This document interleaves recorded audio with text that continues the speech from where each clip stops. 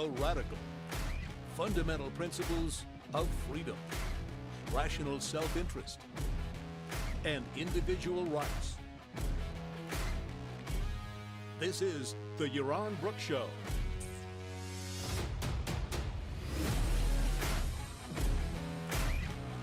All right, everybody, welcome to Yaron Brook Show on this very warm Saturday evening, 8 p.m. here in Puerto Rico. 79.7 degrees Fahrenheit inside my studio. Air conditioning is out. My air conditioning unit that cools this part of the apartment, the condo,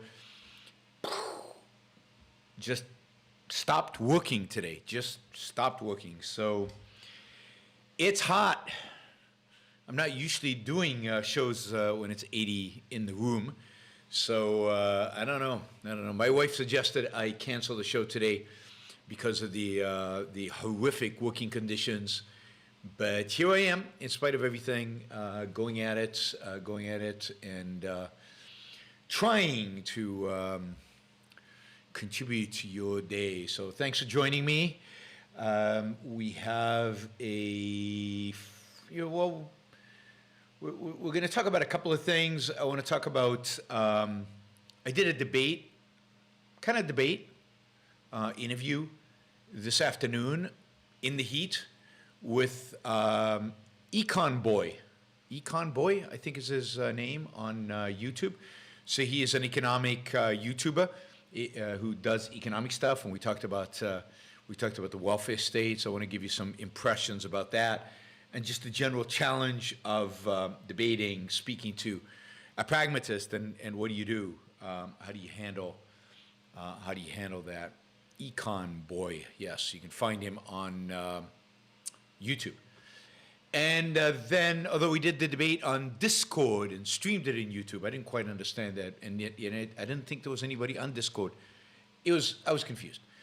And then, we'll talk about some article I read today about reversing aging. They got me all excited to live to be 150. Still working on that. The Benjamin Button effect. Anyway, we'll talk about the work of what's his first name? Sinclair. I forget his second name. Anyway, of Sinclair and kind of what he's doing and the prospects for that. So that should be fun. But first, I want to talk quickly about something that is not trending on Twitter. Before we get that, I want to remind everybody that Super Chat is on. You can support the show using the Super Chat, either by straight supporting the show or by asking a question. There we go. Charlie starts us off with $20. You can use the Super Chat to do that. Charlie says, just so you're an Econ Boy, it was a good conversation. You crushed him nicely and politely. I thought it was pretty good, and I thought I had all the right comebacks, both moral and economic. But we'll get to that in a little bit. $20 gets priority. I've got my Super Chat Tracker version 3 that puts all the $20 questions in one column and all of the others in the other column. And that way I can prioritize those questions. But of course, you can also use this just to support the show. You can ask questions. The show is enhanced by your questions. We have a much better show that way. And of course, you're supporting the show so we can keep going and keep doing, 4 shows a week pretty much, most weeks when I'm not traveling. So we will see how that all goes. Tomorrow, by the way, the show will be at 2 p.m. East Coast time. 2 p.m. East Coast time. Catherine, Action Jackson, if you guys are listening, interested, 2 p.m. East Coast time tomorrow, we'll have the show, and we'll see the rest of the week. The rest of the week depends on when I travel to Boston and when I'm home.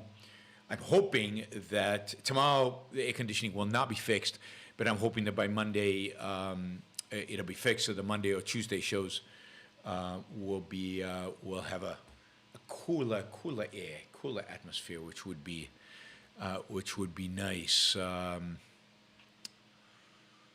Yeah, good question, Scott. All right. Let's see. Anything else administrative? Just to remind everybody, you can support the show monthly at youronbrookshow.com/support. On Patreon. Patreon's getting better. Patreon's getting better. You know, a lot of you left Patreon a long time ago, but if you want to just make it simple and easy to support the show, you can go on Patreon. You can support it there, and yeah, particularly those of you who are not live and who don't use the super chat, it's a great way to help support what we do here and to provide value for value. And then there's also those of you who don't like Patreon, there's Subscribe Star and Locals. Of course, most people use the YBS.com/support.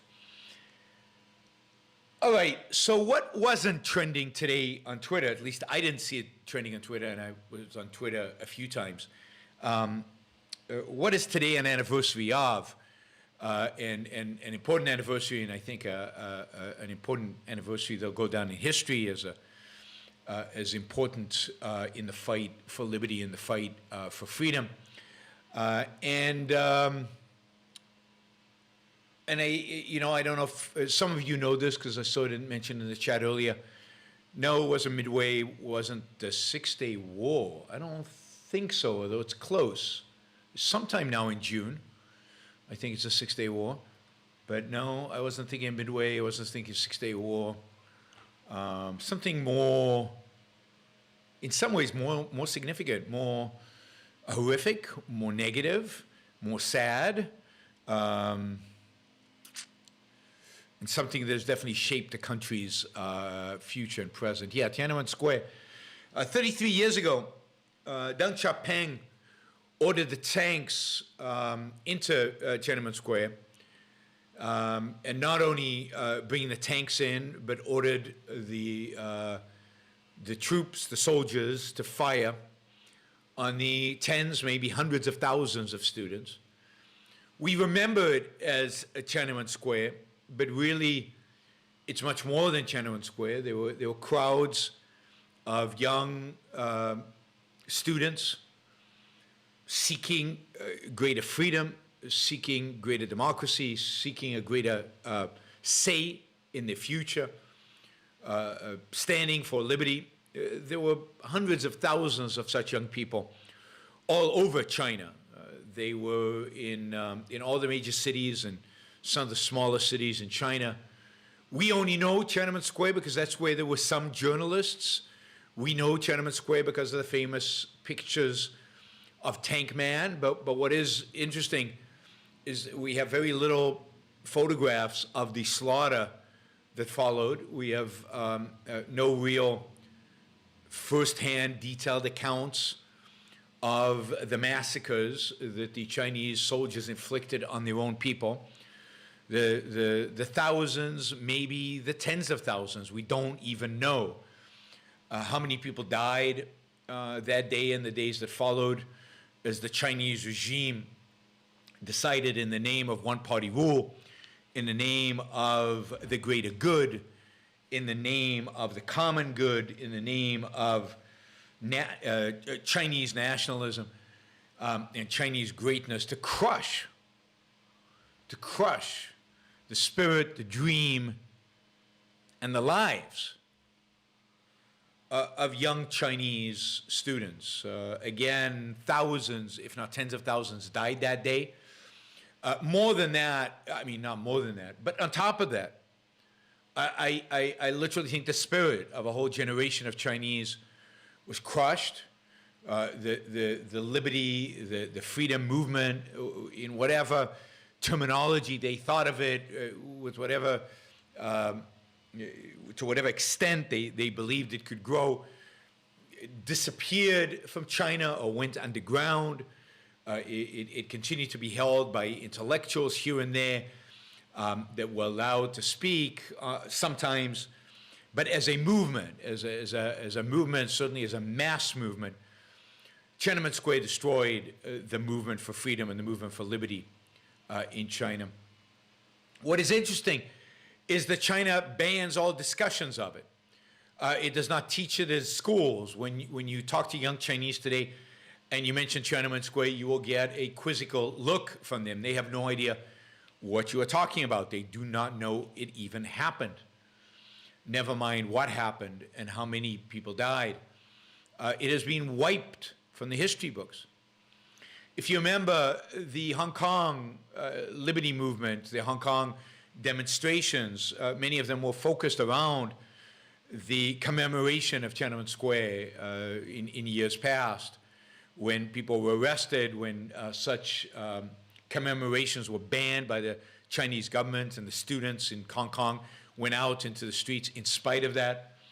Well, even that now is finished. There were no commemorations in Hong Kong, or at least none with any numbers. At this time, this year, the Chinese government have a complete grip on Hong Kong. There are no demonstrations. There are no commemorations. Hopefully, many of the people who did not get arrested by the Chinese are not sitting today in jail from the Hong Kong demonstrations. Hopefully, many of them are, have escaped Hong Kong, maybe in Taiwan, in Singapore, in Canada, in UK. One of the great moral travesties is that the United States did not open its doors to refugees from Hong Kong. Many of the Tiananmen Square young people managed to escape. Many of the Chinese living today who are older, you know, this was 1989, so 33 years ago. Many of the 50-something-year-old Chinese people who have been living in the United States since the early 1990s, maybe. Many of those people, if you ask them, they were part of the Tiananmen Square attempt at bringing more freedom and liberty to China, and they gave up afterwards, and many of them escaped to the West, emigrated to the West, went to school in the West, stayed here, did not want to go back to China because of what had happened on that horrific day. The tank man, you remember Tank Man, the man who stood in front of the tank, daring it to run him over, trying to appeal to the soldiers. After all, you're Chinese, we're Chinese, what are you doing? You really gonna kill us? Well, the tank man actually survived Tiananmen Square and is rumored to be living in Taiwan, kind of underground, changed his name, fearful of the Chinese government finding him and killing him. So incredible bravery by the tank man, but incredibly bravery, I'd say, by those students who knew there was a very high probability that the Chinese central government would not let them get away with what they got away with, not let them demonstrate for weeks, days, weeks. They were in the square for a very long time. And it's only when Deng Xiaoping realized that there was no way to negotiate, there was no, they demanded compromises he was not willing to provide, and that they would not just go home, that all the pressure put on them, the threats did not work, that the only way to stop them, the only way for the Chinese Communist government to maintain one-party rule was to actually inflict the kind of violence that was inflicted in Tiananmen. So Deng Xiaoping, in spite of doing many good things for China, starting in 1978 when he became kind of the leader, until his death, really, and in spite of liberating much of the economy, and in spite of allowing certain level of freedom, a lot of freedom economically and some political freedom, his hands and his legacy will always be tainted by the blood he shed that day, 33 years ago. I mean, he also has a lot to pay for the sins of being Mao Zedong's right-hand man during much of Mao's rule over China. So it's not that he was a good guy always. He was a bad guy who turned pragmatic, semi-good guy, who then in Tiananmen Square manifested itself as the bad guy, and then returned to his kind of more pragmatic good guy afterwards. A lot of blood on Deng Xiaoping's hands, a lot of blood on those Chinese soldiers' hands, a lot of blood on the generals who went along and the other party members who went along with it. Unforgivable. I think it'll go down in Chinese history as a dark, black day. I think one day, and I'm convinced this day will come, when China is a free country, one day when China is indeed a country that celebrates freedom, capitalism, individualism, this will be one of the darkest days. This will be remembered as for the courage of the young people who are there, and for the cowardice and the evil of the people who unleashed the violence on them. So my thoughts go out to the people of China who've kept the flame of liberty alive, the people of China who still fight for that liberty. My thoughts go out to the people who lost family members that day, and to the survivors, to all the students who demonstrated and who survived that day. Hopefully some of you will see a better China. It's not heading in the right direction right now, but maybe that'll be a catalyst. Maybe that'll be a catalyst to a renewed liberty movement in China. All right, so Tiananmen Square, 33 years. Let's see, before we talk about the debate, Michael has a $50 question. Wow, Michael usually has a bunch of $5, $10, $20 questions, but he's just jumped in with a $50. So let's see what this is. Oh, he says he totally agrees with Harper, but I don't know which one, right? Harper Campbell says, I assume this is it. So Michael, if this is not the one.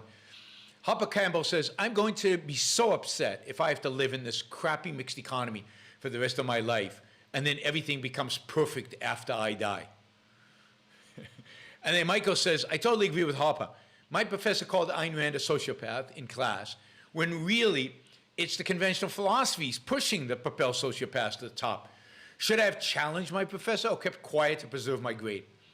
So first, I don't get it, Harper. There's a sense in which, why are you going to be upset today about something that's going to happen after you die? I mean, that makes no sense to me. No sense, right? It makes no sense to be upset today about things that are not going to happen. They're not going to happen. It's just a fact. And they will happen one day. That's also pretty much a fact. I mean, the only thing you should be concerned about is, given the world, given what you can do in the world, how do you make and live the best life that you can possibly live? To fantasize a laissez-faire capitalist society, to be upset because you don't get to live in it, what's the point? It's a waste of energy and effort and upsettedness, right? Whatever that is, whatever that word means. You'll be dead. And there's a sense in which you should be, see, my perspective is the opposite. I am thrilled by the fact that these ideas will win one day. I'm thrilled by the fact that my kids, my grandkids, some of you, some of your kids will live to see liberty and freedom and objectivism and reason and rationality and egoism win. I mean, isn't that so cool to imagine such a... Now, if Sinclair, I think he's at Harvard, if Sinclair reverses aging, then maybe Harper Campbell, you will see that day. Maybe I will too. Maybe Michael will join us. You guys are young. I don't know, Harper Campbell, how old you are, but Michael, I think, is young. I'm not. But if we can reverse aging, then I can be 20 again. God, can you imagine me being 20? Can you imagine having the knowledge I have, the abilities that I have, and having the body, the knowledge, having the body, the energy that a 20-year-old has? God, I mean, that would be pretty amazing. And having the what do you call it? The long-term perspective, which is what I miss. The long-term perspective of a 20-year-old. Being able to plan 40 years out, right, for a lifetime, right? It's hard to plan 40 years out when you get to my age. So, wow, Yeah, having the wisdom of a 60-year-old in a body of a 20-year-old. I could go with that. So, you know, we'll get to the reversing aging thing, but I'm totally cool with that. Michael said, should I have challenged my professor or kept quiet to preserve my grade? I mean, it depends. I don't know. How evil is this professor? How nasty would he be in terms of reprisals? How important is a grade in this particular topic? All of those are relevant. So there is no dogma. There is no duty to behave in a particular way in class. Generally, one should fight for your values, but only when the pain inflicted on you is in proportion to what you might achieve by fighting for those values. And if the fight is futile, or if the pain inflicted on you because of the fight is too big, then yeah, just keep quiet and get your grade, and then, you know, hand your classmates copies of Atlas Shrugged after class. So you have to balance it all out in terms of consequences, cost, and part of the cost is not standing up for principle, right? I mean, that is part of the cost. But you know, you don't have a moral obligation to hurt yourself in order to promote the cause. That would be altruism. That would be living on a duty living on a duty premise. Duty premise. Landon says, we can't reverse aging yet. Chomsky's still alive. You know what? I'm willing for Chomsky to live forever if I can live forever too. See, I don't begrudge Chomsky to live his miserable, pathetic, horrible life. That's fine. He can continue it indefinitely as long as I get to live my amazing life indefinitely. So again, I'm an egoist. I'm not about resentment of other people as much as I'm an egoist. Jeff says, go Oilers, go. I don't even know who the Oilers are. I guess it's hockey because it's the only other sport going on right now other than basketball. By the way, did you guys see the first game? Did you guys see what happened in the Celtics Warriors game? I mean, did you see the fourth quarter? Man, that was pretty amazing. And my Celtics pulled it out. They did it, and they won after being down by 12 points going into the fourth quarter. That was one of the best quarters of basketball I've ever seen anybody play. And Apollo Zeus was trying to convince me that while the show was going on, they were already losing, basically. It's very, very nasty, Apollo. I mean, really. All right. Let's see. We'll get to Ashton. We'll get to your question a little later. Same with Philosophical Zombie Hunter. We'll get to that one when we talk about the debate. Well, we're talking about the debate now. So Philosophical Zombie Hunter says, the debate with Econ Boy was amazing. Debating Pragmatist is always very hard. You can watch my debate with Econ Boy on, I think, Econ Boy's channel. I think it's up on his channel already. But if not, if you don't want to go to Econ Boy's channel to watch the debate, I will be putting it up on my channel maybe this week, so soon. So you'll be able to watch it there. So I did do this debate with Econ Boy on his channel. It's on YouTube, but we did it on Discord. There was I thought it was good in the sense that he was very respectful. He didn't speak over me. He didn't interrupt. He didn't yell. He's the opposite of Vosh and some of the other weirdos that I've debated. He was actually let me speak. He didn't agree with me, but he let me speak. He is confused. But what really came out of, I think, the debate is how confused people are in the world today and how they're not really moved by any principles, really except one. The only principle that anybody holds in the world in which we live is that morality demands that we help the poor. That's it. And that in the name of that morality, coercion is fine. There's nothing wrong with coercion in the name of helping the poor.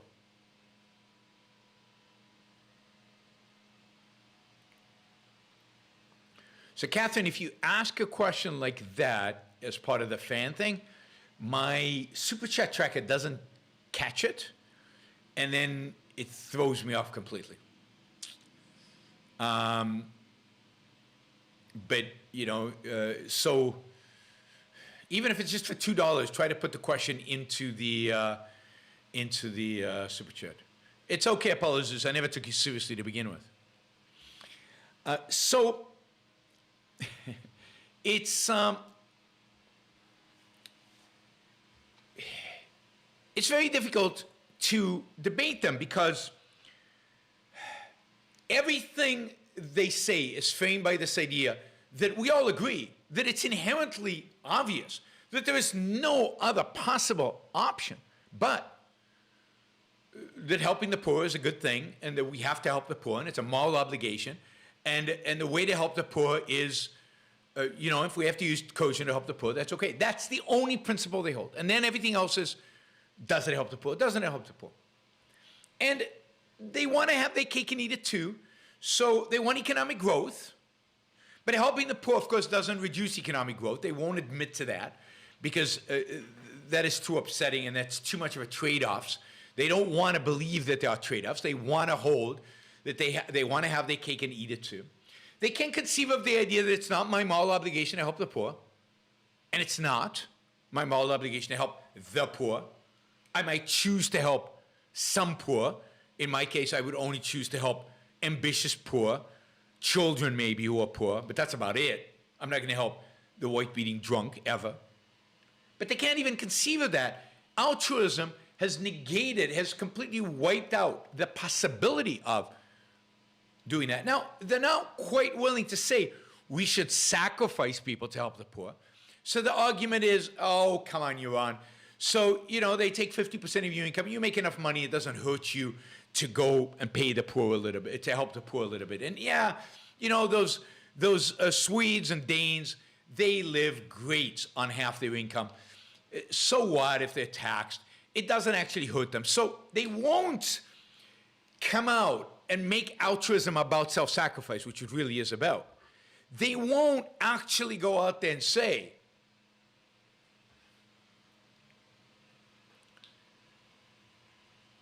people should sacrifice, people should suffer, people should bleed, and the only thing that matters is, are you helping the poor? No, again, they're not ideologues and they're not principled. They want to hold this idea that you can help the poor without sacrificing anybody. You can help the poor without hurting anybody. You can, and it's a moral imperative to help the poor. And at the same time, they realize the economic growth helps the poor, maybe even more than welfare. So we shouldn't give up on economic growth. And of course, we can have economic growth in the welfare state. There's no contradiction there at all. At all. So it's sad to see, you know, he's obviously an intelligent guy, he's smart, and his idea is, yeah, economic growth is good, yes, capitalism is good, we'll get to capitalism in a minute, but we got to help the poor. So let's have a welfare state. And look, Denmark seems to be pretty good, and Sweden seems to be pretty good, and yeah, maybe they're poorer than the United States, but they have a better safety net, so what if they're poorer than the United States? I feel safer because, you know, if something happened to me, then I'll be bailed out by the state, and so I worry less. So I'm better off. So it's a really interesting mindset to have, and it's a typical mindset of a pragmatist who doesn't really believe in any fundamental principles. Now, one of the things that you know, again, they want their cake and eat it too, is they want to believe that they're capitalists. They know deep down or straight up, they know that capitalism is a good thing, that markets, freedom, lack of central planning, the price mechanism, price signals that markets broadly and free markets are good things, that they produce economic growth, they produce wealth, they bring people out of poverty. They know all these things. So they're not willing to, quote, give up on capitalism. Because they think they are for capitalism, because they associate capitalism with. And then, at one point he said, I don't believe in central planning. But then later on he says, well, rich people putting money in the saving account is not the most optimal use of that money when it could be used to help poor people rise up from poverty. Isn't that central planning?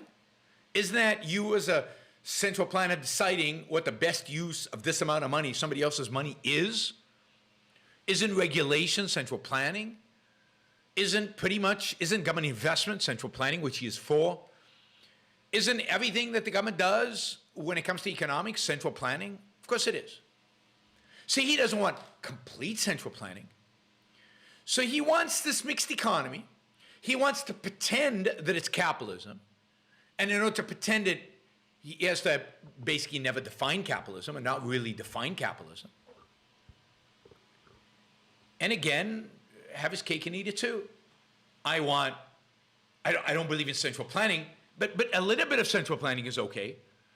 I believe in capitalism, but not too much capitalism. And it's a mess.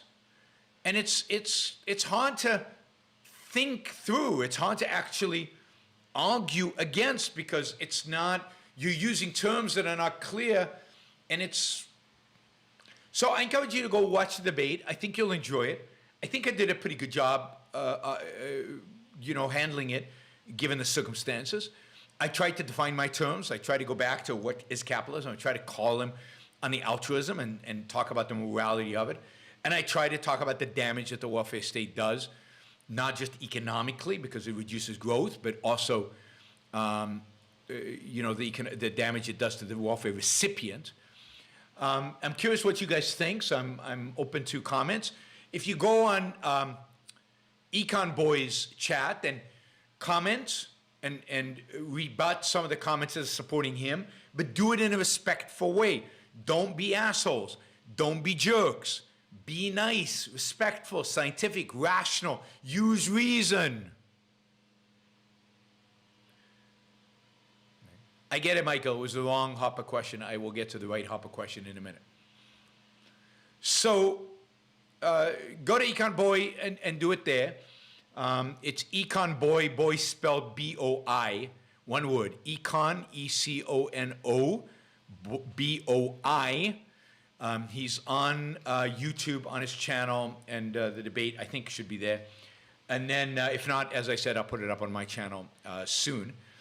I think it was really good. I think he was he was as reasonable as you could be, but he's confused and mixed up, and basically a status quo, mixed economy, left-leaning, Denmark-loving Econ Boy, I guess. The video is unlisted. I assume he's going to list it soon. I'm not sure exactly why it's unlisted so far. But if not, I'll definitely be posting it on my channel soon. But again, I thought I did a good job, and if you're curious how to debate such a pragmatist, I think I modeled how to do it fairly well. All right, let's see. Let's do another super chat. We'll go back to Michael's, but let's do Hopper Collins in relation to that. Hopper Campbell says, Plato is brilliant. His blueprint is a way for sociopaths to wind up on top.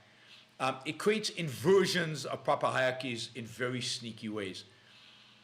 Yes, and I don't think that was Plato's intent. I don't think Plato was Ellsworth Toohey, who did this on purpose. I think Plato was, to the extent that you can be, innocent. This is still the birth of philosophy. They're still thinking these ideas through. They're just trying to figure them out. Where does knowledge come from? Where does truth come from? What is truth? Hard questions, not obvious. Nobody gets it right, really, until Ayn Rand. So that's 2,500 years after Plato. So obviously not easy. So I don't associate Plato with the evil consequences of this as much as I do somebody like Immanuel Kant, who definitely should have known better given when he was writing. Plato was brilliant. Plato was brilliant, and he gave brilliant, if wrong, answers to the fundamental questions that philosophy asks. And he tried to answer all those fundamental questions. Plato was indeed brilliant. And I don't know if I don't know what the technical definition of sociopath is, right? Because I don't know if, is it a sociopath, psychopath? What Plato has done is he has legitimized the idea that certain people are better at running your life than you are, choosing your values than you are, and that it's okay morally to have somebody else dictate to you how to live your life. In that sense, Plato, as he calls him, he's the advocate of the philosopher king, of somebody who has knowledge of the truth, has knowledge of the world of forms, has the revelation of what is right and what is good and what is just, and as a consequence can dictate your life for you. And he believes that those philosopher kings, at least by some interpretations, should be the ones running your life. And I think that has really, and that truth is not discovered by a process of reasoning from reality, but truth is discovered through a process of revelation from another dimension. And that opens up a whole can of worms, including Christianity and the stranglehold it has on our society. Michael just says that he agrees with that, and thinks and tells us a story about his professor who thinks Ayn Rand is a sociopath when really it is Plato who makes that possible. He makes possible the existence of people who think that they know better than you, think they know how to run your life. And I have to say, in the 21st century, that is much more evil than it was in 500 BC or whenever Plato lived, 400 BC. It's much more evil today, given our knowledge, given our experience, given everything that's happened in the world, and what we know about the human race, and given the Enlightenment and everything else. It's much more evil to hold that view now than it was back then. Temperature in the room has gone up to 82. By the way, my air conditioning is broken, so I have no AC right now in my office. Humidity is staying low. I'm not sure why, but humidity is staying low. But it's hot in here. All right, let's see. Okay, we'll do one more Super Chat question because Ashton put $50 behind it. By the way, we're at, I think I posted it, we're under $200. So we're $425 from our target. So Catherine, you get in on, you got to get going in riling these people up and getting them excited and getting them to support the show. Okay, Ashton asks, I unfortunately believe that the war in Ukraine is going to last years. Where the wars start, people always seem to think it's going to be quick. Famous quote, war will be over by Christmas. History has shown that wars tend to last long and stay bloody. I mean, it depends. I mean, Israel's experience is primarily with short wars. I guess that's my experience because I grew up in Israel with war. I don't think that wars necessarily, particularly in the modern era, have to be fast, but it's already 100 days. And I agree with you. It's not gonna be, it's not a 6-day war. It's not a 1-month war. It already isn't. And it's going to be certainly the rest of this year and probably well into 2023, if not longer. It's already unbelievably bloody. It would continue to be. But it is bleeding the Russians. And I do think that at some point, it'll turn into a war of attrition rather than a ongoing war of advancing forces. As a war of attrition, I think it will be a lot less bloody and a lot fewer civilians, and it will be a lot less expensive. I just don't think that Russia can afford for this war to go on for very long. I think Ukraine, the only reason Ukraine can afford it is because the West is not only supplying them with weapons, but supplying them with money. Nobody is really supplying Russia with money, although it still is managing to sell its oil and gas all over the world, and that brings in money. But the rest of the Russian economy is desperate and is struggling. Russia is struggling to find new recruits to come and fight in this war, as is Ukraine. There is a certain point at which there's just not enough young people to send to die, particularly in a country like Russia, which has an elderly population and a shrinking population. And you know, I do think that once Ukraine gets the superior weapons from the West, it will manage to push Russia back quite a bit. Whether it pushes them out completely is hard to tell. There's also a question of how long Putin's going to live. There are rumors that he has cancer. There's rumors that he's already foiled one assassination attempt. Who knows if there are others in the cards. So it's probably going to be a long war, in spite of the fact that I think Ukraine is winning. It's definitely going to be a bloody war, and as I said, nobody's going to win. Not really. Everybody's a loser from it. Well, the ruble hasn't fallen because because of oil and gas. Because as long as the West keeps buying oil and gas, the Russian central bank can continue to prop up the ruble using the dollars that it gets. And one of the reasons that Putin was so insistent on trying to get West to buy oil and gas with rubles is because that would be a direct way in which he could prop up the ruble. Right now, it's more difficult for the central bank to prop up the ruble, but they are doing it because of the oil and gas revenues that they have. But you know, all they have to do is buy rubles. You know, central bank, all it has to do is use dollars to buy rubles, and as long as they continue to do that, the value of the ruble will stay relatively high relative to other currencies. But it's completely artificial. And there are capital controls. You can tell it's artificial because Russia has imposed capital controls in Russia. I bet you the ruble is not quite as strong if you go into the Russian black market. In the official market, it's strong. In the black market, I bet you anything, it's quite weak. So no, the Russian economy is struggling, as any economy would be when it's as isolated, become as isolated as the Russian economy is. And we know that Russia, a lot of Russian consumption and a lot of Russian supply chain starts in the West, and the West is not supplying those goods anymore to Russia. So, and you know the standard of living in Russia and the quality of life in Russia is collapsing.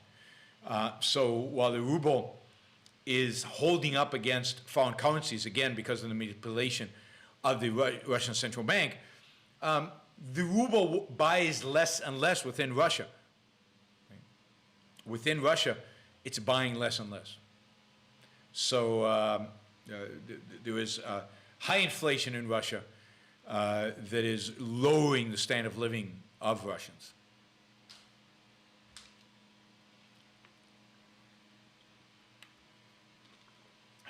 All right. Let's see. All right, so a little bit of good news, at least from my perspective. I've seen stories about this, and I've seen this guy's books being advertised. I think I bought it. I haven't read it yet, but I've bought the book. And then there's this idea that we now have the technology to at least make mice be younger. That is, at least certain organs within the mouse. So this scientist by the name of Sinclair at Harvard says we know that when we reverse the age of an organ like the brain in a mouse, the disease of aging then go away. That is, disease of aging related to the brain. Memory comes back. There is no more dementia. If you do that in muscles, muscle capabilities.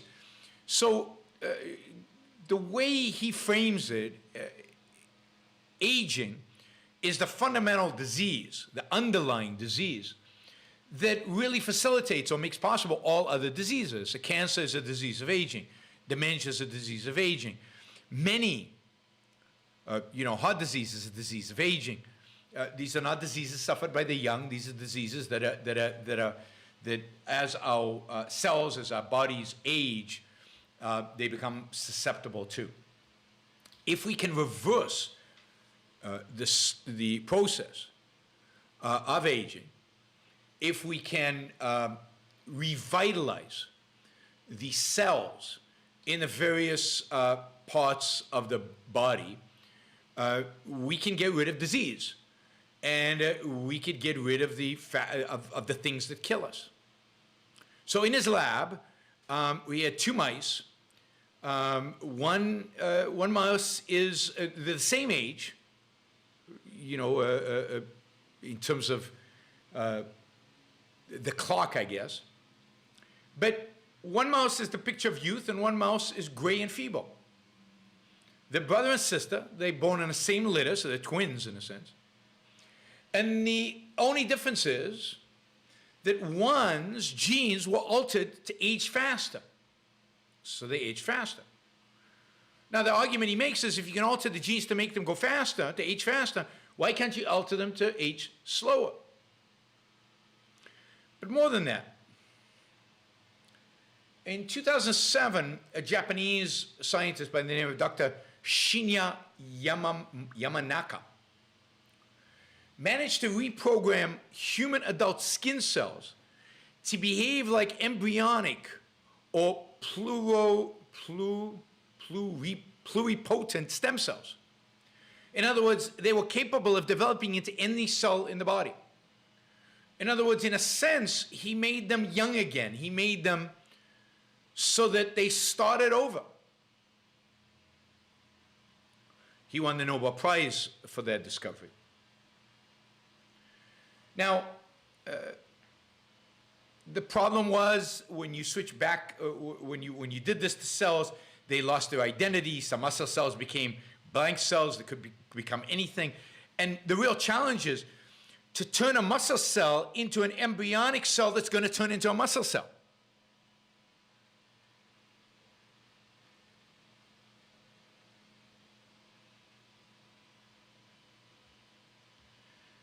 So, and that is what they've now succeeded in doing in a study published in 2016.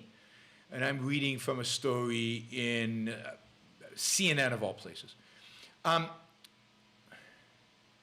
In a study published in 2016 by researchers at Salk Institute in La Jolla, California, they showed that you could reduce the sign of aging. It could be expunged in genetically aged mice that were exposed for a short time to the factors Yamanaka discovered can cause the cell to reverse, to become a stem cell, basically. And they could do this without erasing the cell's identity. Now, the problem with what they did in 2016 is it turned out that they could do this for a short time, but then the cells became cancerous and created cancer tumors. So, of course, that was bad.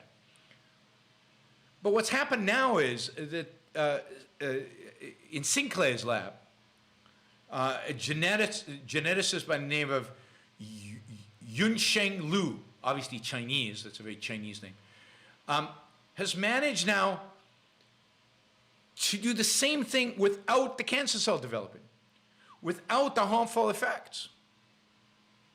So he takes these factors and he puts it into a virus, a harmless virus.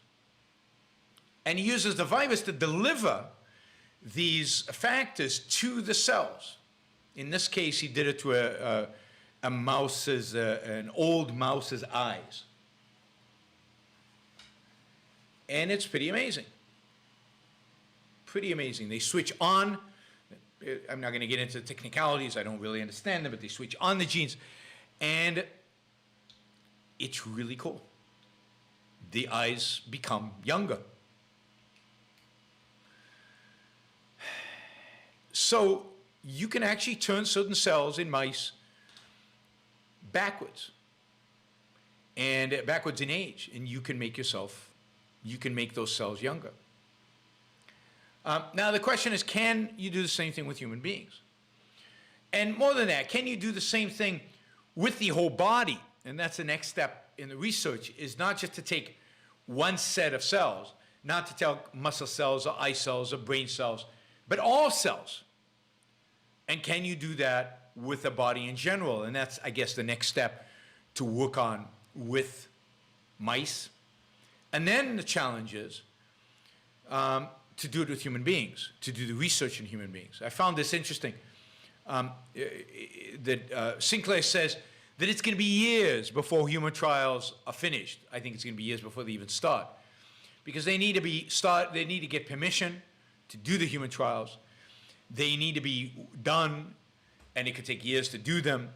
They need to be finished. They need to be analyzed. If they're safe and successful, they need to be scaled. And all of that needs to go in front of the FDA to get a stamp of approval. And only then will we get this. So here's what, Hopper Campbell, you should be mad about. You should be mad about the fact that the technology might exist in your lifetime. Or let me put it differently. The technology is very likely to exist in your lifetime. Maybe it would even exist today, if not for the FDA, if not for the bureaucracy and the risk aversion and the slowness and everything else that's associated with the FDA. Whoa, Troy. Troy's been on a supportive rampage recently. Thank you, Troy. Really, really, really appreciate that. That takes us basically to within $36 of our goal. So Troy just gave 500 Australian dollars. So that's really fantastic. So, you know, it's exciting. It's amazing. It's depressing that we've created bureaucratic entities to make this science, this technology that will allow us to live for a long, long time, so difficult to attain. Now, Sinclair has some advice about how you can extend your life anyway. I don't know if this is good advice, bad advice. I mean, he's the scientist, but I read so many conflicting things about the science. But here's his top tips in this article. Focus on plants for food. I don't do that enough. I certainly don't. Eat less often. So he's one of the believers in fasting and doing a lot of fasting. I don't fast. I'm not good at fasting. I don't fast. He says, get sufficient sleep. I'm bad at that. So the first three I'm not good at. Lose your breath for 10 minutes 3 times a week by exercising to maintain your muscle mass. I do that. I probably do more than 10 minutes 3 times a week. Don't sweat the small stuff. I'm probably fairly good at that. And have a good social group. Yeah, you're my social group. How better of a social group can you get than you guys? So that's some of his advice. He has more specific advice about certain supplements that he recommends taking. that he think can really extend human life today. Again, very hard to tell. You know, he takes vitamin D and K2. I have a little vitamin D K2 pill that I take every day. He also takes a baby aspirin daily. I don't do that. He takes a gram of resveratrol. I've heard good things about resveratrol. You know, maybe it's worth doing. I don't know. Not a doctor. I have no idea. It takes 1 gram of metformin. Mixed things about metformin. Again, he's a supporter, but some people are not very enthusiastic about it. And then he takes a gram of NMN, nitrotinamide mononucleotide. Again, I don't know. I don't know if to recommend it or not, but those are the things he takes as supplements. But he's big. Sinclair is very, very big on fasting. I am not. I do not do well on fasting. My brain needs food. My brain needs calories. I need to feel satisfied in my stomach to be able to NAD IV drip going. What's an NAD IV drip? I don't know what an NAD IV drip going. All right, just thought I'd give you some good news about the prospects for living a very long time. All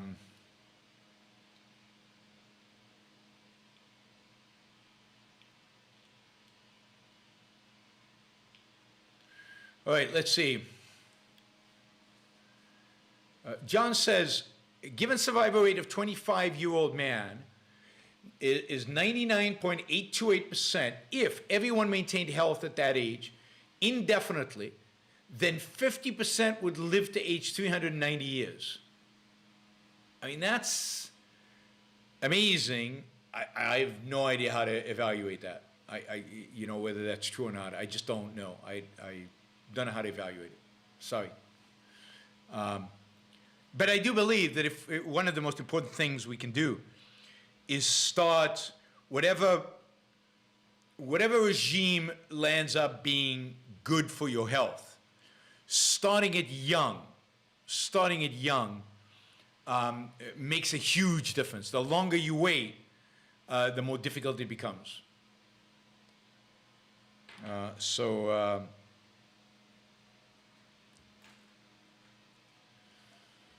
Oh, I'd love to live to be 350 if you live a healthy life, if you're healthy. That would be amazing. I hate the idea of death. And I mean, what I hate about death is, like, I'm in the middle of a novel, and you want me to just stop? You want me to just walk away? You know, I'm not going to see the end. I'm not going to see what happens to all these paths, all these things that are going on. I want to see what happens. I want 100 years of glorious. I want 350 years of glorious. All right, Ashton asked, let's say you have the body of Hitler and the mind you have right now. It's 1933, and your Nazi party has taken power, and then the Reichstag just burned down, and you, as Hitler, got absolute power. What are you doing differently to get Germany out of economic ruin? Wow, that's a bizarre question. I mean, I wouldn't be, none of that could have happened, right? All of that isn't a possibility, because if I had my mind, it doesn't matter what body I have, I wouldn't be taking power. I wouldn't have taken power, I wouldn't be taking power, I wouldn't give those speeches, I wouldn't be popular. You know, nothing would have happened, right? Action Jackson says, I would resign, right? But I think your question is, can you get the economy going without becoming a fascist? And the answer is absolutely yes. I mean, you do exactly what I would do in any country. And I don't know in detail the structure of the German economy in 1933. But basically, I would put the German currency on a gold standard. I would cut. Do you remember Germany is the original welfare state? Germany is the first welfare state. Germany, had a lot of controls over its business, controls over its industry. I would get rid of all controls. I would start phasing out all welfare. And I would encourage entrepreneurship. Not encourage them, but encourage them in my speeches, in my, I would encourage people to become entrepreneurs, to create jobs, to build businesses, to hire people. So I would do the exact opposite of Hitler, which was to increase controls, increase regulations, and build up a war machine. I would take apart whatever war machine I had. Producing weapons is counterproductive. Once I made Germany rich, I would build weapons to protect myself from the Soviets. But 1933, I don't think the Soviets were a threat. So don't build weapons, just allow markets to work. I would basically free up the German economy, just like I would have freed up the U.S. economy when, in 1933 to get out of the Great Depression, the exact opposite of what FDR did.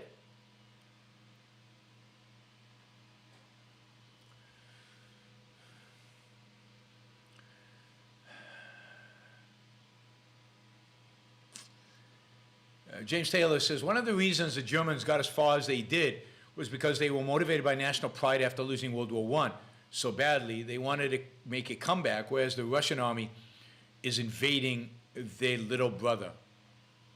Yeah, but Germany didn't get very far.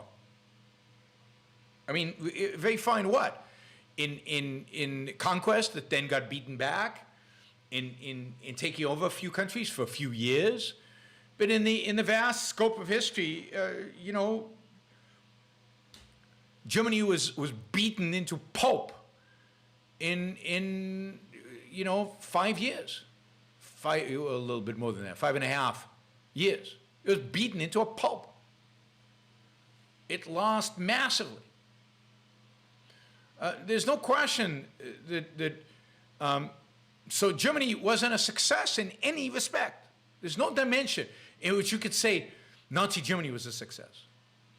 Now, they succeeded militarily for a while, for lots of reasons. They had, at the time, at the beginning of the war, they had the best equipment, military equipment in the world. The Russians at the beginning of the war have some of the worst military equipment in the world.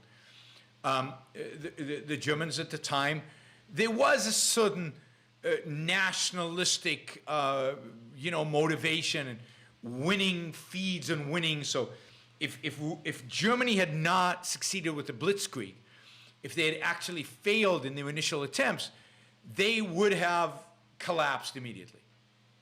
They would have been like Russia today. They would have not. They couldn't sustain a war long term. Morale wouldn't have sustained. What sustained morale was that they looked like they were winning for a long time. The Germans had good generals, some good generals anyway, like the guy from North Africa who later was in France. But I don't know, how much the soldier in the tank there was a certain nationalist pride that was drilled into them that drove them to success. Rommel, thank you. That drove them to be motivated. But, the motivation was shallow in the end because they didn't really believe in what Hitler believed in. Or at least a lot of them didn't. And to the extent that they did, that belief was irrational and didn't sustain them.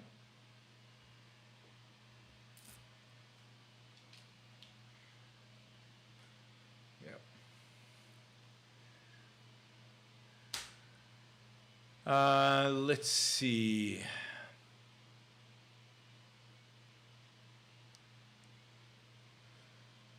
All right. Let me just see if there are any related questions. Wouldn't it be better if we learn how to transplant a human brain into a cyborg instead of trying to find a way to extend lifespan of an imperfect, more fragile and aging human body?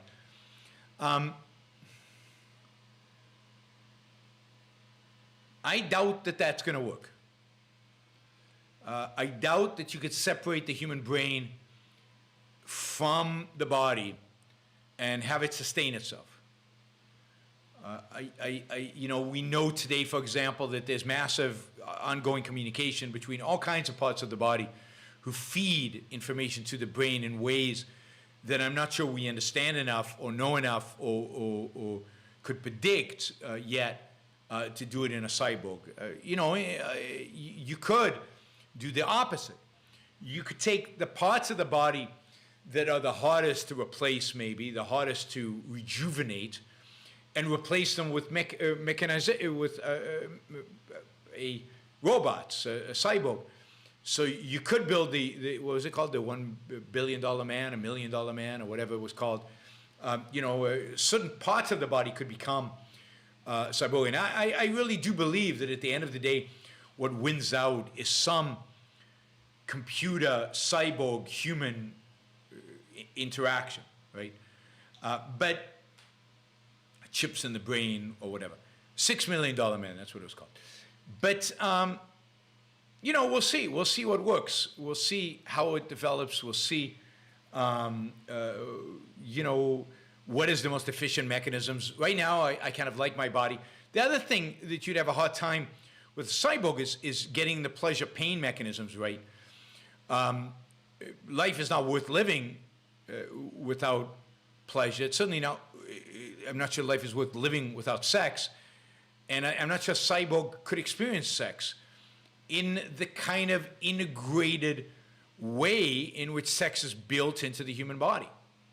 So I don't know if you could recreate a human orgasm. It's not just the chemicals in the brain. It is more than that. It's a physical sensation, not just a brain-induced sensation. So I don't know. It doesn't seem possible to me that you could completely integrate it that way.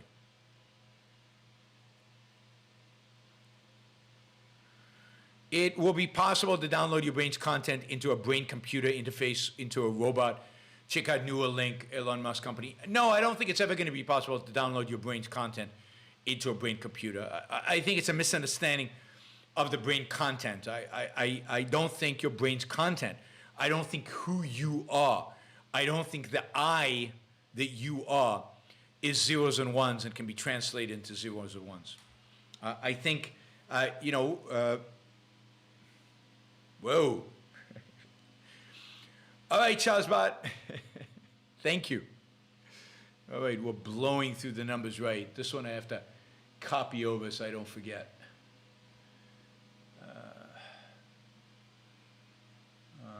Where is it? All right. Wow, so Shazbot is giving $500 to review Star Trek the Motion Picture. I think it's the original from 1979. I will do that. It'll be it will be fun. All right, let's do it there. Copy paste. Wow, thank you. All right, so we're at let me post our dollar sum. We've doubled our usual goal, right? This is great. So I don't think, I think there's something unique about biology that cannot be replicated in a computer. Now, one day we might be able to recreate biology. That is, we might be able to build a biological computer in a sense. We might be able to create life. But life will not be a computer running on zeros and ones. Life will have chemistry and biology involved in it. And that is not a computer, and that's on Neuralink. Neuralink is the ability of a chip to stimulate the brain and maybe one day to communicate directly with the brain. But that's that direction, not the other direction.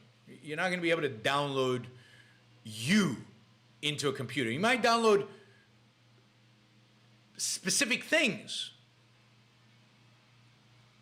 memories, specific concretes, but not you. So I'm skeptical, and that's not what Neuralink is. Michael says, Harry Binswanger said Plato was not innocently getting things wrong as he was attempting to figure out the world, but he was a bad guy, using people's lack of knowledge to subvert them. Harry is the philosopher. I am not. I will take Harry's word on that. It seems I give a lot of slack to pre-modern philosophers, ancient philosophers, because of how little experience, how little observations, cumulative observations they had in the world out there. Okay, let's see. Scott asks, thoughts on the Mises caucus taking over the Libertarian Party? So, as you know, well, you probably don't know, the Libertarian Party exists. It runs in presidential elections. It runs in some local elections. It's out there. It's active. The Libertarian Party is a conglomeration of all kinds of libertarians. Libertarians from all different factions, because libertarianism is really not a it's not a philosophy. It's kind of a broad, loosely defined political philosophy, but it's not even that, because there are big, incredible disagreements among them. All kinds of people are within the Libertarian Party. They are anarchists. They are what are called left anarchists, anarchists who are like Chomsky, believe that ultimately everything will be kind of socialized under anarchy. They are right anarchists. This is the Mises caucus that believes in anarchy, but in the meantime believes in nationalism, leans racist, is anti-immigration, is supportive of the South in the Civil War, but again, is very nationalistic while being anarchistic at the same time. Given that what they call anarcho-capitalism is a contradiction in terms, why not go all the way anarchy? Then there are the libertarians who are anarchists but lean left. They believe America, social issues. They're much more aligned with the Democrats. Murray Rothbard went through a period where he thought the true alliance of the Libertarian Party was with the radical left. They're pro-legalizing drugs. They hate America, just like the libertarians hate America. These libertarians hate America. They think America's morally equal to Russia and Cuba and all these other awful countries. So they despise America. You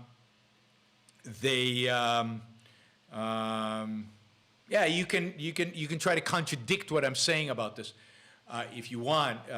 Calling it slander doesn't make it wrong unless you want to provide evidence to the contrary. There are these left-leaning who want an alignment with the left. The left-leaning libertarians tend to be woke. They tend to think that there's something right about critical race theory. They tend to think that America indeed is a racist country, and I tend to agree more with the left libertarians than with the right libertarians on the social issues. And one thing the left libertarians and the right libertarians all agree on is they dislike America. They dislike America's past. They dislike America. They hate America's foreign policy. They refuse to defend America. That is, and then you've got what you call moderate libertarians. So kind of the people who've run in the past few years for libertarian presidency, the presidency under the libertarian banner. Oh, well, we want to shrink government a little bit. We want to deregulate. We want to shrink the welfare state. We don't want to be too radical. We like some of the things on the left. We like some things on the right. And this is more the Republican libertarians, right? The libertarians within the Republican Party who are not anarchists, but who are not too radical on limiting government, right? Libertarian Party is a disaster. It's a mishmash. It's a conglomeration of all these different sects. I think the worst of all of them, really, is the Mises caucus. Now, I have personal animosity towards the Mises Caucus, partially because they hate my guts, and that's okay. But I despise them because they combine the worst elements of libertarianism, anarchy, and the worst elements of the right, nationalism, anti-immigration, xenophobia, and, at least for some of them, elements of racism. Combine that nationalism in a funny kind of weird kind of way with anti-Americanism, hatred of America. And, you can see this in the person they love is Hans Hoppe, H-O-P-P-E, who believes that the ideal system of government is monarchy, and who longs for the Middle Ages where we were all ruled by local monarchs, evading completely the bloodshed and the horror and the horrible life conditions that people lived under, and monarchy, which is a disgusting form of government, a particularly disgusting form of government, particularly horrific form of government, that is just completely rife with violence. So it's, I think the Mises Caucus is the worst of all worlds. I can't think of anything really positive about it. Now, what they're claiming is they're the principled libertarians. And if that's the case, and I'm not going to argue, if they're the principled libertarians, then fine. I've never claimed to be a libertarian. I don't want the label. I don't want to be identified as a libertarian exactly because of that. Because if that's principled libertarianism, I don't want to have anything to do with it. I can somehow stomach the middle of the road libertarians. But once you get into anarchy, you know my position on anarchy. I think it's statism on steroids. I think it's bloodshed and disaster and a dramatic decline in the quality and standard of living. I think it's a hateful system of government. Well, system. It's not a system of government. System, social system. I think it's a system that we lived under, in a sense, for most of human history, and it's about bloodshed and primitivism. So I can't think of anything much worse than anarchy to begin with. And then on top of that, you have all the most horrific features of the new right. Kind of the nationalism, it just has to be small units, the anti-immigration, again, the borderline racism. So, yeah, I have no sympathy for those people. I'm going to lose a lot of generally this month I've lost a lot of subscribers. I think abortion set the tone, and then since then I've just been losing people left and right. And I think right now I've probably lost a bunch of anarcho-capitalists who listen to the show and who are disgusted by what I have to say. And look, I think one of the most damaging, destructive figures in the liberty, freedom movement, broadly speaking, it was Murray Rothbard. I think Murray Rothbard did an unbelievable amount of damage that we will suffer from decades and decades to come. And the Mises Caucus, should we really call it? Let me just say this. Mises was anti-anarchy. Mises was anti-everything the Mises Caucus stands for. It should be called the Rothbard Caucus. The Mises Institute in Auburn should be called the Rothbard Institute or the Lew Rockwell Institute. It should certainly not be called the Mises Institute. It has nothing to do with Mises. Mises wasn't, by any stretch, an anarchist. He was anti-anarchy. He wrote about being an anti-anarchist. So I hate them for using Mises' name. Yeah. So it's a disgrace. And that's the real, violation of everything, is the very fact that they use Mises' name to justify these ideas. It's just horrible. Just horrible. So it should be, if they call themselves the Rothbard Institute, at least I'd give them, I'd say, okay, well, they're not at least frauds. But this is a fraud. This is a fraud. So the Libertarian political party was always a joke. Libertarian political party was always horrible and stupid and pathetic and disgusting and ridiculous. I never voted for a Libertarian candidate. I never would. I think they're a joke. The Mises Caucus has just made them worse. Yeah, I mean, Dave Smith and Michael Malice are leading. Michael Malice is not, I don't know how much he takes this stuff seriously. Dave Smith is a comic, he's in person a nice guy, but, this is the anarchist, anti-immigration, conspiracy theory wing of the Libertarian group, and not a fan, obviously. All right, Catherine says, if your bookcase behind you started to catch on fire, which 2 books would you save, knowing it's hard to replace, or that have the most value to you? Oh God, I don't know. I mean, I was going to say Atlas Shrugged and Fountainhead, but they can be easily replaced. Maybe, Opa, the one that I've got a signed by Leonard. I mean, everything here can be replaced. There are probably some signed books back there, but I haven't thought about it. I don't know. And again, I think every single book out there back there.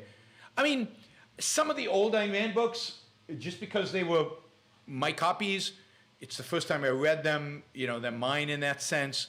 I'd probably grab a couple of the old Ayn Rand nonfiction books and whatever I have signed. So Ed says, did you see where the court in California proclaimed that bumblebees are fish? Really, the case was Almond Alliance of California versus Fish and Game Commission. I saw headlines and I thought they were a joke. So this is real? I'll have to look into that. I thought it was a joke, so I just skipped over the articles. I'll have to look at what exactly is meant by that. Liam, of course it's California, so who knows. Liam Millis, not all adult poor people are white-beating drunks. I know, that's what I said. I said I wouldn't support adult, white-beating drunks. So I guess you could, yes, I said something like I'd support kids, I won't support it. So I would be willing to support people who, because of bad luck, lost everything, or people I know, or people in my community that have had a string of bad things happen to them and have lost everything. Things like that is things I would support. I'm not gonna, and I'd support charities that did the research and made sure they didn't support the white-beating drunks, I guess would be my answer. Oh, I didn't notice we have, wow, today is an amazing day. We have Jeff with $79. So he says, reading Ominous Parallels now. Peikoff says pragmatism accepts fully the voluntarist irrationality of the 19th century romanticists. The typical romanticist, however, openly dismissed reason in favor of feelings. I'm confused on the difference between with the romantic art we love. Oh God, that's a big question. So you have to separate between the romantic the philosophical romantic movement and the aesthetic romantic movement, the romantic art, although they're related, and I'll mention how they're related in a minute. The philosophical romantic movement was a movement that wanted man to go. It was really based, I think, on Goethe and Schiller, but it was really based on kind of Rousseau's vision of man going back to nature. Connecting with his emotion, reason is stifling emotion, and therefore stifling your connection to yourself, reason as repression, reason as detachment. And the Romantic movement pushed for connecting with reason, with emotion, connecting with your emotions, rejecting reason, and living through your emotions. Now, what is the connection with romantic art? Romantic art, as a negative, I'll first say what it is as a negative and then as a positive. Romantic art is a negative in the sense of what it rejected. Romantic art is rejecting classical art. It's rejecting, which is associated, unfortunately, in people's minds with reason. It's rejecting rigid structure. It's rejecting rigid rules. Sculpture in the classical art had to have given proportions between, the head and the torso and the legs and the arms, and everything had to be proportional. The muscles had to be certain, everything. So what you get is very stifled, almost robotic sculptures that are cold. Although the great neoclassical sculptors are pretty amazing, but you do get a sense of they're frozen. And Greek sculpture is a little bit like this. So the Romantics rebel against that. They want to be liberated. They want their sculptures to convey strong passions and emotions. They want them to be in movement. They want to get away from the classical pose with its rigid rules the classicists in the late 18th century were rule-bound. Leonard Peikoff talks about this with regard to, in his 8 great plays, with regard to, I think, Racine, the French playwright. And I mean, he wrote these magnificent plays, but they were structured in very rigid ways. Certain things you were allowed to do, certain things you weren't allowed to do. And Racine was starting to push the envelope on that, but not quite. The Romantics said, why? Why do I have to have, 3 acts? Why can't there be 5 acts? Why do the characters have to be like this? Why can't they be like that? Why can't they? And everything, in poetry, in painting, in sculpture, in literature. And when you go to a great museum that has kind of a sense of the history of art, and you can see the neoclassicists of the 18th century, and then you see the Romantics, you can tell the difference immediately. But so I think that movement to liberate from the stifling rules was a good one. Unfortunately, they associated those rules with reason. So they viewed it as a rejection of reason,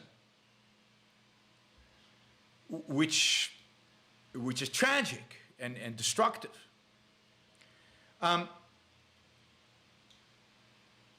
What actually is going on is, in order to convey great emotions in art, there has to be a cause for the emotion.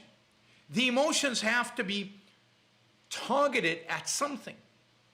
Well, what do we have strong emotions about? We have strong emotions about values. So romantic art is value-laden. And what Rand identifies is because it's value-laden, it implicitly, metaphysically, recognizes free will as essential. Because values are essential, chosen values is essential. That's why you're passionate about it. That's why you have strong emotions about it.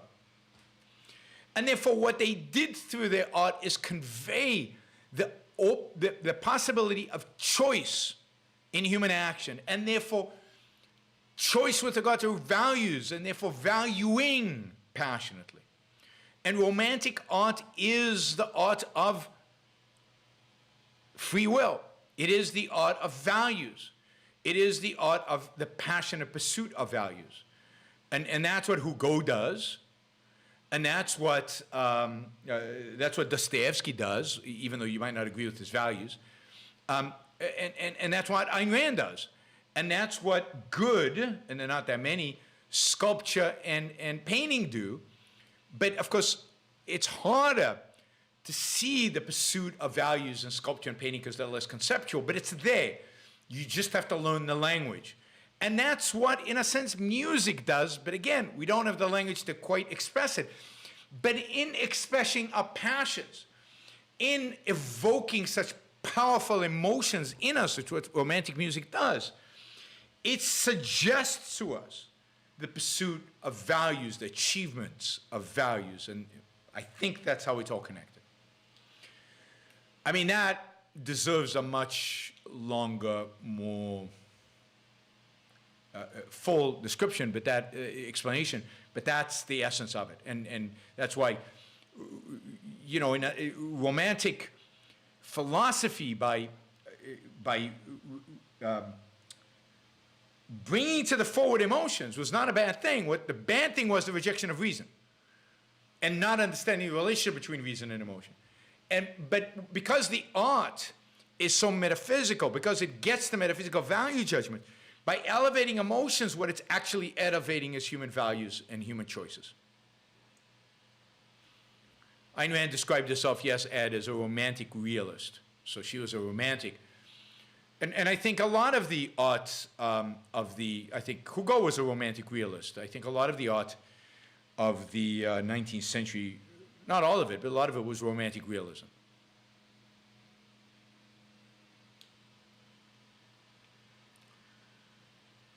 All right. I don't know how interested you guys are on me doing shows on art history, and art, in particular artists. If you are, let me know. Maybe somebody can sponsor a show on 19th century art or Renaissance art or the history of art. We can do a series of shows on the history of art if somebody wants to sponsor that. So let me know if you're interested in the sponsorship of shows on art.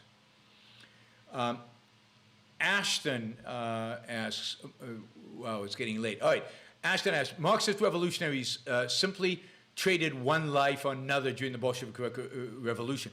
Instead of one man, the Tsar, owning the work of all the people, and the communist government would have them believe all the people owned the work of all the people. Yes, I mean, there's no question that communism really fed off of the mythology of the time. Communism is very Christian in many regards. It elevates the proletarian to where God is, or it elevates the state to where, or international Bolshevism to where God is, or in its nationalistic version, it elevates the state to where God is. The people, the proletarian. And yes, the authoritarianism, the philosopher king nature of it, you're just switching the Tsar for Stalin. You're just switching one philosopher king for another philosopher king to guide you. One happens to be bloodier than the other. But for the peasants of Russia, they were still expected to sacrifice. They were still nothing and nobodies. And basically, communism leveraged Russian Orthodox religion and feudalism. Not so much feudalism, because by then it wasn't completely feudal, but authoritarianism, the authoritarian nature of the culture and the religious nature of the culture, to take over with their own form of mysticism and authoritarianism. So absolutely, Ashton, I agree. Liam asks, are government-run economies discredited even on the left? Is that some intellectual progress? Yeah, to some extent it's intellectual progress, but they still give government programs, government initiatives, government controls way too much credit. Way too much credit.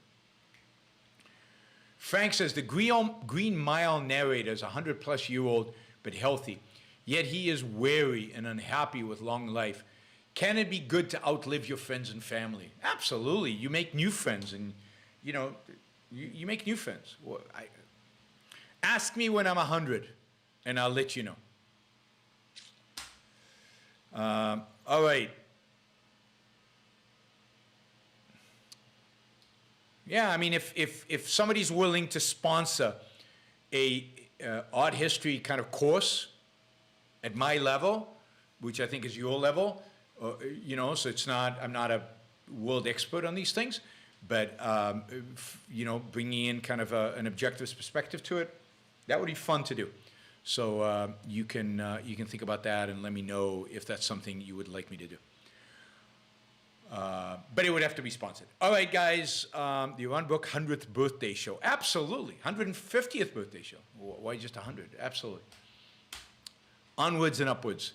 Wow. We raised $1,351.12. Thank you, Catherine. You need to show up every show. And thank you, Troy, for the amazing support you're providing regularly. It's fantastic. And thank you, Shazbot, for pitching in $500 for a review of Star Trek I will watch it. The first movie I have to watch, I guess probably tomorrow I'll watch it, is you know, the airplane movie that's on right now. I have to watch part 1 so I can go to the theater and watch Top Gun. I have to watch Top Gun tomorrow so I can go and watch it in a theater with my friend who is coming over next week. But I will watch Star Trek as a high priority next. All right, everybody. Hope you enjoyed the show. If you did, don't forget to like it before you leave. Only 70 thumbs up, even though we had a lot more people watching. So don't forget to like the show. It helps with the algorithm. And also share the show if you can on Amazon, on Twitter, Facebook, and other places like that. So let the world know that we exist. And if you like the show, let the world know that you like the show. We need to start growing subscriptions again. We need that. I thought we'd make 40,000 this month. I completely was wrong on that. I think somebody asked me when I thought I'd hit 40,000. I said by the end of June. Completely wrong. But let's get back on a. You know, I keep losing the right wing. The people who think they're objectivist and who have right wing views. I keep losing those. All right, guys. I will see you tomorrow, 2 p.m. tomorrow. Have a great weekend.